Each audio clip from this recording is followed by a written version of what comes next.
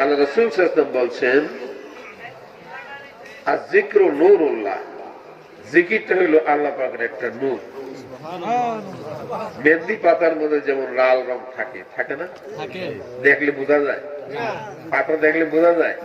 বোঝা যায় না। কিন্তু এটা কেমন হাতে ধরে রাখলে বোঝা যাবে? হাত লাল হবে? কি করতে হবে? এটাকে বাইটটা, এটার মধ্যে থেকে রস বাইর ফেলে ওই রসটা যখন আপনার হাতে লাগবে তখন এটা লাল হয়ে যাবে। মেহেন্দি দিলে যে লাল হয় এটা আপনাদের বিশ্বাস হয় কিনা? কিন্তু যে জীবনে মেহেন্দি দেখে নাই তার কি বিশ্বাস হইব? তার বিশ্বাস হবে না। যে মেহেন্দি কোনদিন ব্যবহার করে নাই সেও এইটার মধ্যে লাল রং আছে বিশ্বাস করবে।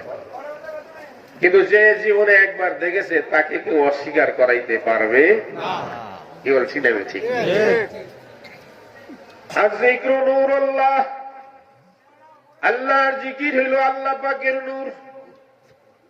বান্দা যখন আল্লাহর জিকির করে, আমার নবী আপনার নবী বলেন, ও দুনিয়ার মানুষ শুনে রাখো, তোমাদের জিকির জমিন থেকে আসমান পর্যন্ত আলোকিত হয়ে যায়। আমরা জিকির করি লা ইলাহা ইল্লাল্লাহ, আমরা কিছু বুঝতেছি না, ঠিক না? ঠিক। কিন্তু আসলে আমাদের এই জিকিরের আলো আসমান পর্যন্ত চলে যাচ্ছে। আমার নবী বলেন, তোমরা তো তা দেখতে পাও না, তোমাদের সেই চোখ নাই, তোমাদের হৃদয় নাই, সেটা অনুভব করতে পারো না। কিন্তু আল্লাহ পাকের ফেরেশতারা, একদল সাইয়ারা ফেরেশতা আছে, তারা জমিনে বিচরণ করে। কোন জায়গায় বান্দা আল্লাহর জিকির করে তাদেরকে খুঁজা খুঁজা তালাশ করে।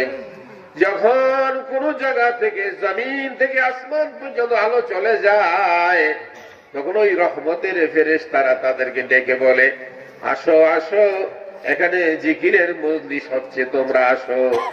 আমার নবী বলেন, ফেরেশতারা তখন দৌড়ায় আসতে থাকে। আস্তে আস্তে যতটুকু খালি জায়গা থাকে ওই জায়গাটা ফেরেশতা দ্বারা পরিপূর্ণ হয়ে যায়। আল্লাহ রাসূল বলেন, যখন আর কোন জায়গা বসার মতো জায়গা থাকে না, তখন একজনের কাঁধে একজন বসতে থাকে। এরকম ভাবে বসতে বসতে আসমান পর্যন্ত বেষ্টিত হয়ে যায়। আসমানের দূরত্ব কয় মাইল? এখন আসমানের দূরত্ব কি কাছে না দূরে? কত বছরের রাস্তা? 500 বছরের রাস্তা। আমরা যে দেখি এটা কোনো আসমান দেখি না, আমাদের চোখের সীমা শেষ। ঠিক না? ঠিক। যারা বিদেশ গেছেন, গেছেন কেউ কেউ জৈন্য আছেন দেখি, প্লেনে গেছেন কে? মাশাআল্লাহ, অনেকে গেছেন। আচ্ছা, মনে করেন বাংলাদেশ থেকে সৌদি আরব যে প্লেনটা যায়, এটা কত ফুট উপর দিয়ে যায় যেতে পারবেন? 37,000 ফুট উপর দিয়ে এই প্লেনটা যায়। কত ফুট? 37,000 ফুট উপর দিয়ে প্লেনটা যায়। কি বলে? ঠিক না? ঠিক। এই প্লেনটাও মনে করেন যে এই প্লেনটা লম্বা কত ফুট? প্লেনটা লম্বা আছে না? যারা প্লেনে উঠছেন, এক সারিতে কয়জন লোক বসতে পারে? হ্যাঁ, মাত্র 3 জন।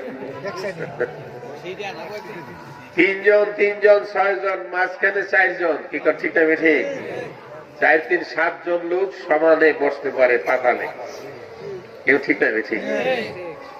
ওই প্লেনটা কমপক্ষে 140 ফুট 200 ফুট লম্বা প্লেন আছে। ঠিক না? ঠিক। কিন্তু 140 ফুট 200 ফুট প্লেনটা যে আকাশ দিয়ে যায় আপনি দেখেন, ঠিক না? কত বড় দেখেন? কিরকম ছোট দেখা যায়? পাখির মতো দেখা যায়। জোরে গনা সুবহানাল্লাহ। 33,000 ফুট উপর দিয়া 200 ফুট লম্বা প্লেনটাকে দেখা যায় একটা পাখির মতো। ঠিক না? ঠিক। তাহলে দেখা গেল বড় জিনিসটাকে আপনি ছোট দেখতেছেন, ঠিক না? 100-150 ফুট লম্বা প্লেনটাকে আপনি, 200 ফুট লম্বা প্লেনটাকে আপনি পাখির মতো দেখতে পাচ্ছেন। তাহলে আপনার চোখের পাওয়ার আর কতটুকু? ঠিক না?